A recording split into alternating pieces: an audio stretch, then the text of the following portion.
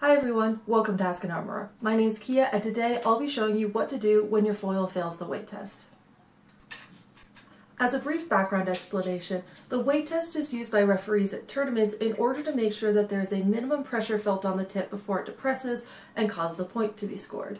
It's really common for fatigue wear to set in and a spring to just lose strength over time, as well as unfortunately in the past there have been a small number of cheating incidents where it was found somebody purposely set their foil to a featherweight touch. So the weight test is just there to prevent this. For foil, the minimum weight requirement is 500 grams, plus or minus a couple grams. For those curious, I've linked the official FIE rules down in the description. To fix this issue, all you really need is your tip screwdriver, and if you have them, some replacement foil springs. You can buy these from any fencing vendor, and I find it's always useful to just keep a pack of these on hand. If you have a magnetic bowl and a roll of tape, it can make your life easier, but these aren't entirely necessary. And finally, if you want to do your own final checks, you'll also need a small test box with a known to be working body cord and a 500 gram foil weight.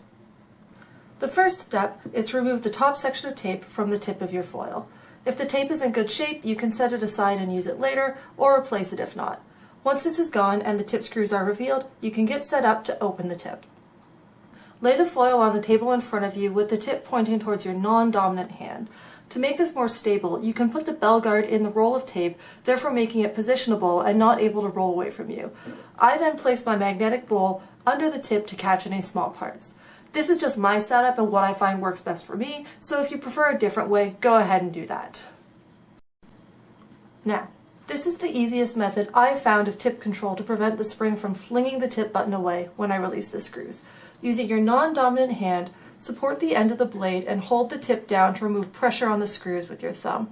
This also allows you to form a cup with your palm to catch anything that falls if you don't have a magnetic bowl. Then using your dominant hand, select the appropriate size screwdriver and remove the screws. Once the screws are out, slowly release the tip button until you don't feel any more pressure on it. Then you can just remove the button and spring from the barrel.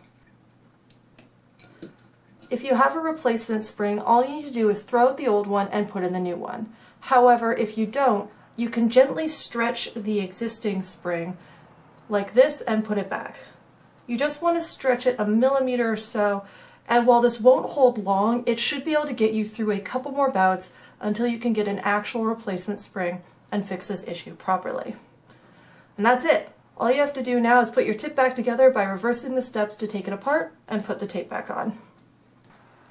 To put the tip back together, first put the spring back in and then the button. You could just kind of let this hang out for a minute while we get the screws prepared. For me, the easiest method that I've found to manage screws is to first place it onto the end of my screwdriver, regardless of if I have a magnetic or non-magnetic one, and then just brace it against a finger so that the screw can't shift or change position.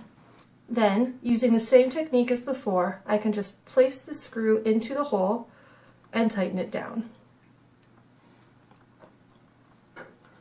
Only do one screw for now, as this will hold the button while we ensure the spring actually passes the weight test now, and this will save us a bit of hassle if we need to go back in.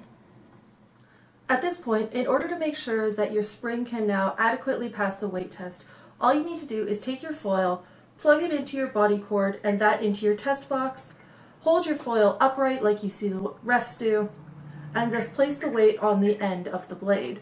You can depress it, and if it springs back, your test box will let you know this, and you know you're good to replace the second screw as well as retape your tip.